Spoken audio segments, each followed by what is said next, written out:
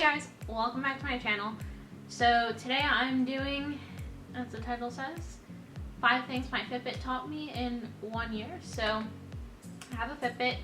I have the Fitbit Charge HR2. I just want to list off like 5 things that my Fitbit taught me and made me more aware of throughout the year and a half that I've had it. I've worn it pretty much every day. It's not waterproof, it's water resistant, so I don't wear it in the shower, I don't wear it swimming, I don't wear it, in the ocean, none of that stuff. So let's just hop right into it. So the first thing my Fitbit taught me is that it is so incredibly easy to be inactive. And like, that's so shitty to say, but you don't really realize when you take a rest day and you're sitting watching Netflix all day that you've only gotten like 2,000 or 3,000 steps in the whole day. Like, not good. So it's definitely taught me, don't overestimate how active you are.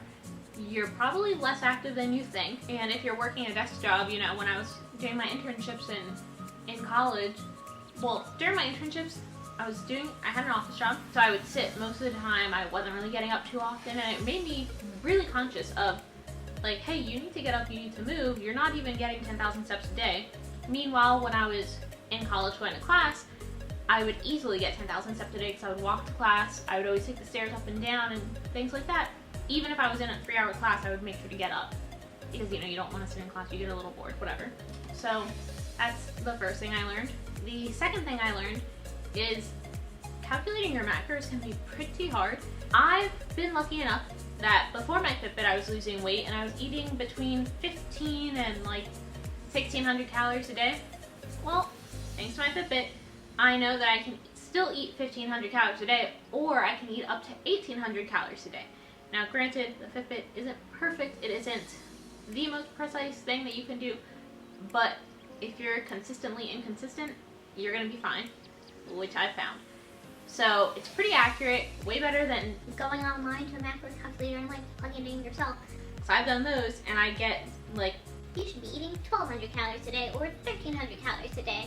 Very rarely do they ever say 1,400, but I've never gotten more than 1,400. So calculating your macros can be tough, but with a Fitbit, it's easier.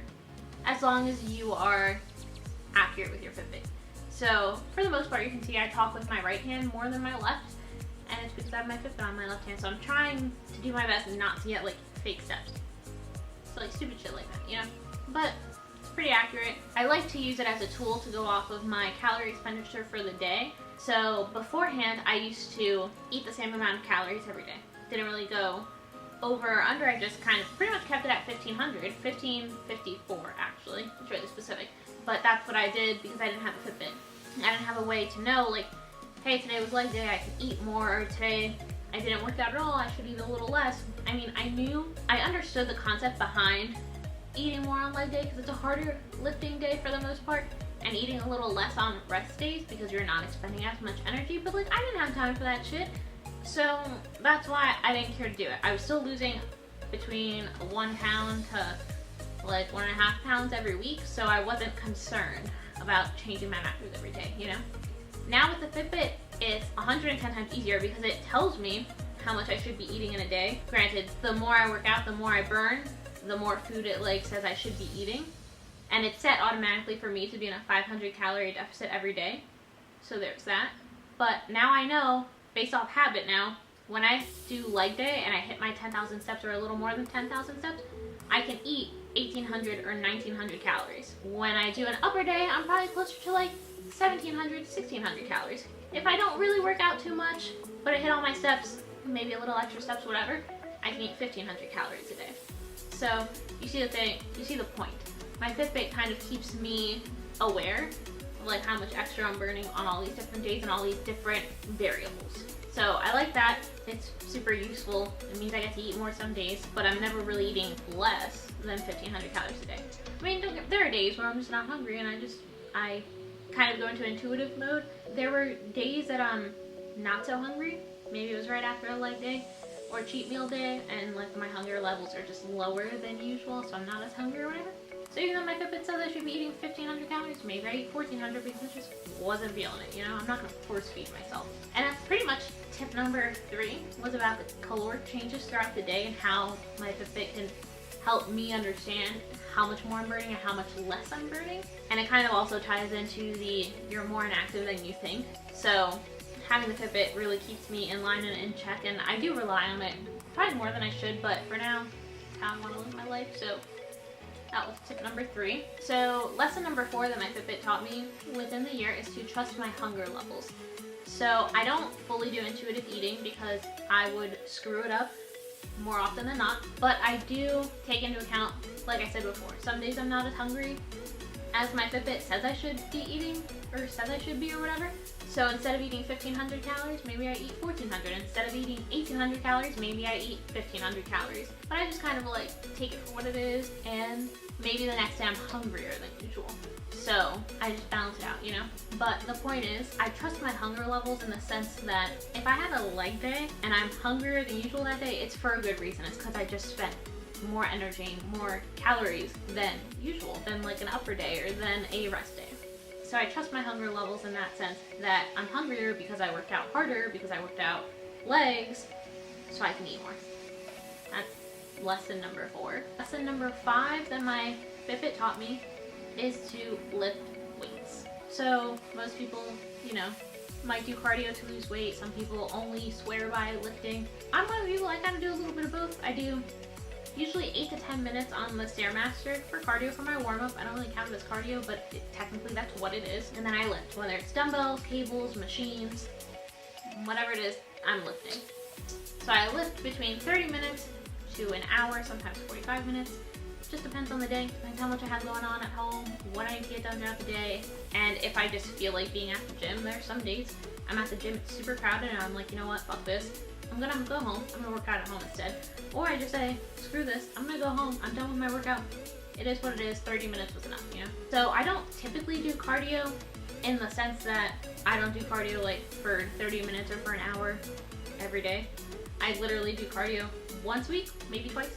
More so than likely I do it once a week for like 30, 45 minutes, sometimes an hour. Usually while I'm watching a TV show. Nothing crazy, but what I learned is that lifting weights can keep my heart rate just as high as if I did steady state cardio. Or to an extent, now I have to lift heavier if I wanted my heart rate to be higher and less rest times.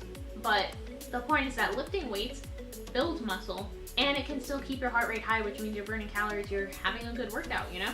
So you don't have to just do cardio to get your heart rate going and to get sweaty. So that was tip number 5.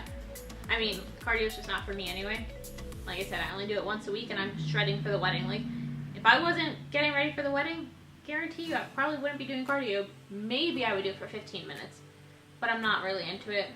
I don't need it to maintain my body weight. I don't need it to maintain my weight loss, but it is a tool, and it helps me be able to eat more. Here and there, really, because I'm already eating a lot.